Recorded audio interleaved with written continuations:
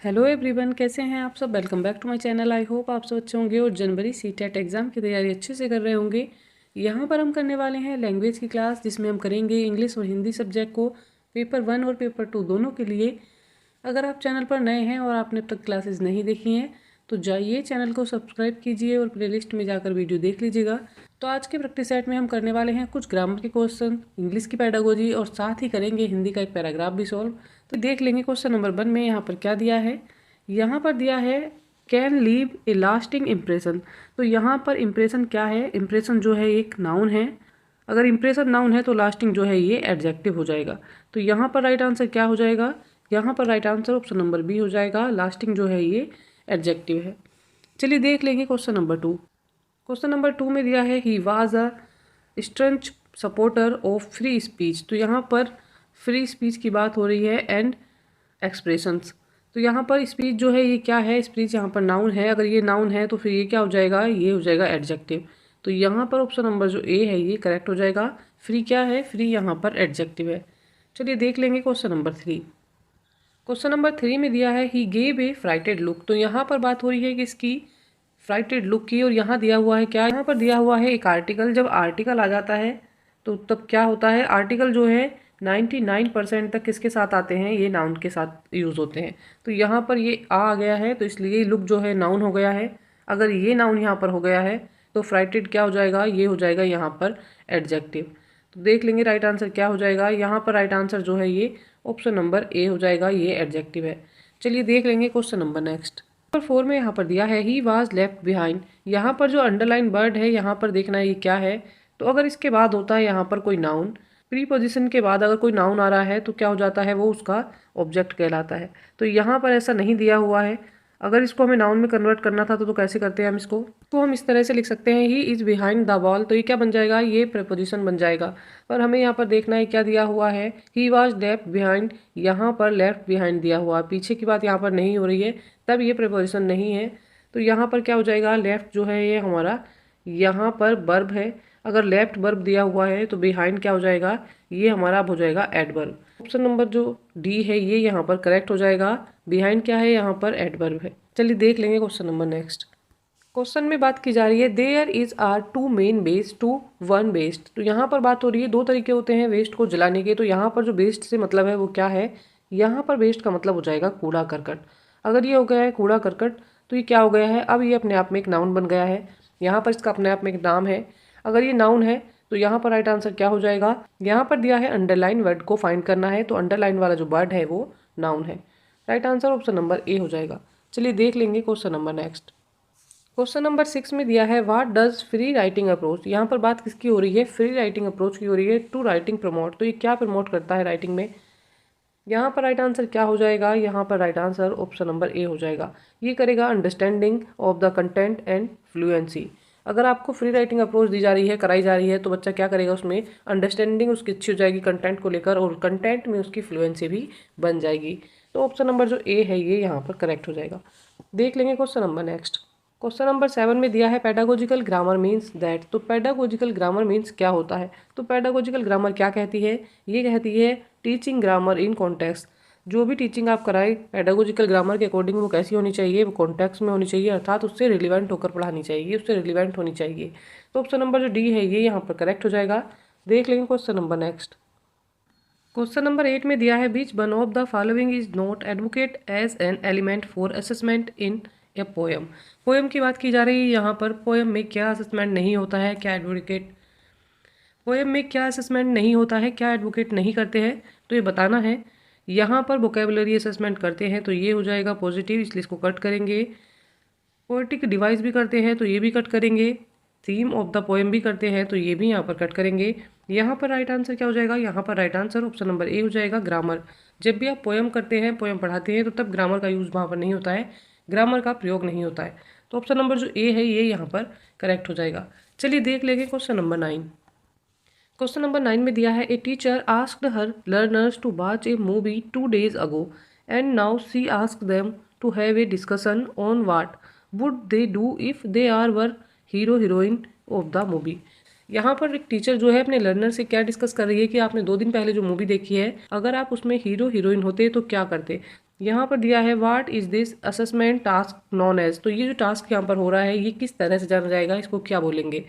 एक वर्ड होता है यहाँ पर एक्स्ट्रापोलेट। तो यहाँ पर राइट आंसर क्या हो जाएगा, ऑप्शन नंबर सी हो जाएगा। इसको एक्स्ट्रापोलेट टास्क बोला जाता है। यहाँ पर एक्स्ट्रापोलेट वर्ड का मतलब हम समझ लेते हैं।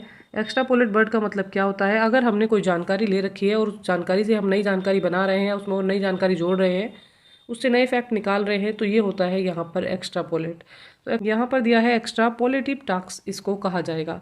ऑप्शन नंबर सी यहाँ करेक्ट हो जाएगा। चलिए देख लेंगे क्वेश्चन नंबर नेक्स्ट। 10 में यहाँ पर दिया है what does fluency in reading means. अगर रीडिंग में क्या होगा, फ्लुएंसी होगी, तो उसका क्या मतलब हो जाएगा। तो यहाँ पर क्या राइट आंसर है, ऑप्शन नंबर जो सी है ये यहाँ पर राइट आंसर हो जाएगा। Ability to read a text at ease with expression.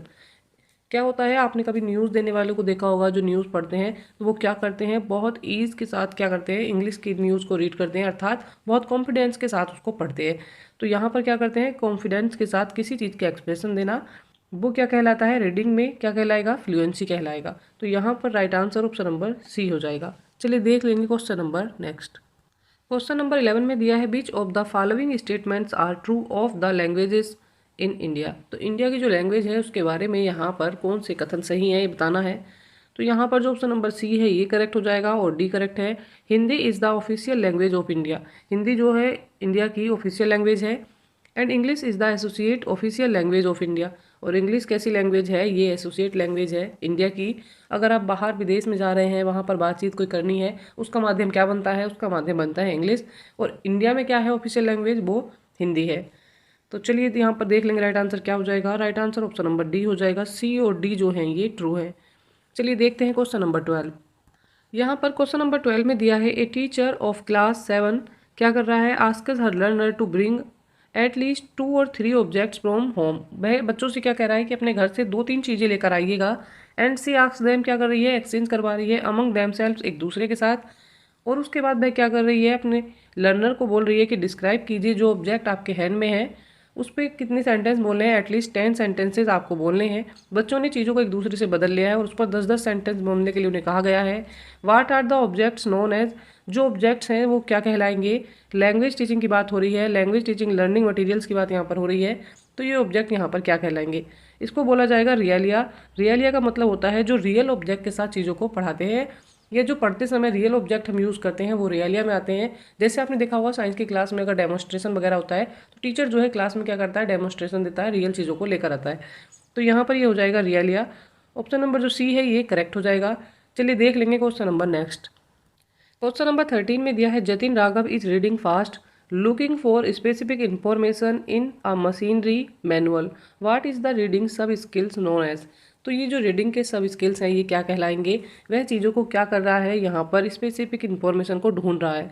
अगर किसी चीज़ को ढूंढते हैं तो क्या करते हैं, यहाँ पर right answer option number D हो जाएगा, स्कैनिंग।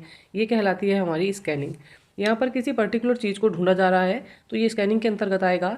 ऑप्शन नंबर जो डी है ये करेक्ट हो जाएगा। देख लेंगे क्वेश्चन नंबर 14। क्वेश्चन नंबर 14 में दिया है mechanics of language in speaking skills include. तो क्या इंक्लूड करते हैं, यहाँ पर मैकेनिक्स का मतलब क्या हो जाएगा, मैकेनिक का मतलब होता है यहाँ पर तरीका। बात हो रही है किसकी, तरीका। जब भी हम क्या कर रहे हैं, लैंग्वेज की स्पीकिंग कर रहे हैं तो यहाँ पर हम क्या तरीका अपनाते हैं, क्या चीज़ें अपनाते हैं। ऑप्शन नंबर सी यहाँ पर करेक्ट हो जाएगा। प्रोनाउंसिएशन होता है, ग्रामर का यूज़ होता है एंड वोकैबुलरी का यूज़ होता है। तो ऑप्शन नंबर जो सी है ये करेक्ट हो जाएगा। पैराग्राफ को रीड कर लेते हैं, इस पर आधारित कुछ क्वेश्चन भी करेंगे। पैराग्राफ से आप क्या कर सकते हैं, इजीली मार्क्स गेन कर सकते हैं सीटेट में, क्योंकि हिंदी जो है, हिंदी के पैराग्राफ बहुत सिंपल और ईजी आते हैं। चलिए देखते हैं इसको। यहाँ पर दिया है पूर्व चलने के बटोही बाट की पहचान कर ले। है अनिश्चित किस जगह पर सरित गिरी गिरवर मिलेंगे। है निश्चित किस जगह पर बाग वन सुंदर मिलेंगे। किस जगह यात्रा खत्म हो जाएगी, यह भी अनिश्चित है। अनिश्चित कब सुमन कब कंटकों से सर मिलेंगे। कंटकों के सर का मतलब होता है कांटों के बाण। साथ साथ इसको समझते चलेंगे। कौन सहसा छूट जाएंगे, कौन मिलेंगे सहसा।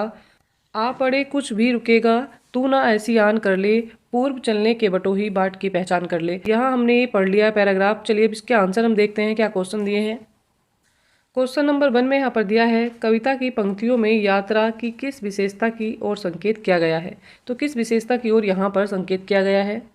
यहाँ पर राइट आंसर क्या हो जाएगा, यहाँ पर right answer option number C हो जाएगा। अनिश्चितता की ओर संकेत यहाँ पर किया गया है। एक बार फिर से आप इस पैराग्राफ को देख लेंगे क्या है। यहाँ पर दोनों बातें की जा रही हैं। निश्चित जगह पर मिलने की बात हो रही है, अनिश्चित जगह मिलने की भी बात हो रही है। सुंदर सुंदर क्या मिलेंगे, वहाँ पर फूल भी मिलेंगे और कांटे भी मिलेंगे साथ में। और क्या होगा, यात्रा कहाँ शुरू होगी कहाँ ख़त्म होगी ये भी यहाँ पर पता नहीं है। कौन मिलेगा और कौन छूट जाएगा इसका भी यहाँ पर पता नहीं है। तो यहाँ पर दोनों तरह की बात की जा रही है। तो यहाँ पर दिया हुआ है पैराग्राफ, ये किसकी ओर संकेत कर रहा है, ये यहाँ पर अनिश्चितता की ओर संकेत कर रहा है। तो राइट आंसर क्या हो जाएगा, अनिश्चितता की ओर। देख लेंगे क्वेश्चन नंबर 2। क्वेश्चन नंबर 2 में दिया है कविता में आए सुमन और कंटक किस भाव के प्रतीक हैं। तो यहाँ पर सुमन मिस क्या होता है, सुमन मिस होता है फूल और कंटक मिस होता है कांटे। तो फूल और जो कांटे इसमें दिए हुए हैं ये किसके प्रतीक हैं। यहाँ पर क्या राइट आंसर हो जाएगा, ऑप्शन नंबर जो सी है ये यहाँ करेक्ट हो जाएगा। फूल जो होते हैं यहाँ पर सुख का प्रतीक माना जा रहा है और जो कांटे होते हैं ये दुख का प्रतीक है। तो यहाँ पर right answer option number C है, सुख और दुख। चलिए देखते हैं क्वेश्चन नंबर 3। क्वेश्चन नंबर 3 में दिया है कविता की पंक्तियों में कवि व्यक्ति को किस बात की प्रेरणा दे रहा है। तो किस बात की प्रेरणा यहाँ पर मिल रही है, प्रत्येक स्थिति में साहस दिखाने की, पर्वतों को देखकर न डरने की, गहरी नदियों से न डरने की, और डी में दिया है प्रत्येक स्थिति में आगे बढ़ने की। तो यहाँ पर आपने इस पैराग्राफ को पढ़ लिया था, इसमें दिया जा रहा था कि यहाँ पर आपको रास्ते में फूल भी मिलेंगे, कांटे भी मिलेंगे, अनिश्चितता भी होगी, निश्चितता भी होगी, कौन मिलेगा और कौन छूट जाएगा ये भी यहाँ पर बात हो रही है। तो ये बात हो रही है जीवन के सफ़र की। और ऐसे में क्या होता है कि प्रत्येक स्थिति में इंसान को आगे बढ़ना है, क्योंकि उसे सुख दुख दोनों परिस्थितियों का सामना करना है। तो उसके अकॉर्डिंग जो ऑप्शन नंबर डी है ये करेक्ट हो जाएगा, प्रत्येक परिस्थिति में आगे बढ़ने की। चलिए देख लेंगे क्वेश्चन नंबर 4। क्वेश्चन नंबर 4 में दिया है इस जीवन यात्रा में। तो इस जीवन यात्रा में क्या चीज़ है। ऑप्शन नंबर ए में दिया है कुछ भी निश्चित नहीं है, सब कुछ निश्चित है और सब और मुश्किलें हैं। और ऑप्शन नंबर डी में दिया है सब और सुख है। तो सब और सुख है जीवन यात्रा में, ये भी कहना यहाँ पर गलत हो जाएगा। सारी मुश्किलें होती हैं ऐसा भी नहीं है, और सब चीज़ निश्चित हो जाती है ये भी नहीं है। जब जीवन यात्रा चलती है किसी भी व्यक्ति के बारे में आप सोच सकते हैं, तो वहाँ पर कुछ भी निश्चित नहीं होता, किसी भी चीज़ का पता नहीं होता है। ऑप्शन नंबर जो ए है ये करेक्ट हो जाएगा। चलिए देख लेंगे क्वेश्चन नंबर 5। क्वेश्चन नंबर 5 में दिया है नीचे दिए गए शब्दों में से सरित का समानार्थी शब्द कौन सा नहीं है। तो सरित मिस क्या होता है, सरित मिस होता है यहाँ पर नदी। नदी के यहाँ पर समानार्थी शब्द देखने हैं, उसके पर्यायवाची देखने हैं। तटनी जो होता है ये भी नदी का पर्यायवाची है, तो ये भी नहीं होगा। यहाँ पर हमें नहीं वाला समानार्थी देखना है जो इसमें नहीं है। ऑप्शन नंबर बी में दिया है जयमाला, तो जयमाला भी नदी का ही पर्यायवाची है। और नद भी जो होता है ये नदी का ही पर्यायवाची होता है। प्रभाव जो होता है ये नदी का पर्यायवाची नहीं है, ये एक होने वाली क्रिया है जो निरंतर चलने वाली है। तो यहाँ पर प्रभाव जो है नदी का समानार्थी शब्द नहीं है। ऑप्शन नंबर जो डी है ये करेक्ट हो जाएगा। देखते हैं क्वेश्चन नंबर 6। क्वेश्चन नंबर 6 में दिया है अनिश्चित शब्द में कौन सा प्रत्यय आ सकता है। तो यहाँ पर आ सकता है ये बताना है। तो ये कैसे हो जाएगा, यहाँ पर कोई शब्द दिया होता है और उसमें प्रत्यय लगाकर एक नया शब्द बन जाता है, उसकी विशेषता बढ़ जाती है। तो यहाँ पर ए में दिया है ते, ते नहीं आएगा, न ती आएगा, न ती आएगा, यहाँ पर आएगा ता। अनिश्चित में आप क्या लगा सकते हैं, आप ता लगा सकते हैं। यहाँ पर अगर आप ता लगाते हैं तो क्या बन जाता है, ये बन जाता है अनिश्चितता। ऑप्शन नंबर जो डी है ये करेक्ट हो जाएगा। इसी के साथ हिंदी की और इंग्लिश लैंग्वेज की जो क्लास है पेपर 1 और पेपर 2 के लिए ये यहाँ पर कंप्लीट हो जाती है। आई होप क्लास आपके लिए हेल्पफुल रहेगी। अच्छी तैयारी के लिए साथ में बने रहिएगा। चैनल को लाइक शेयर एंड सब्सक्राइब कीजिएगा।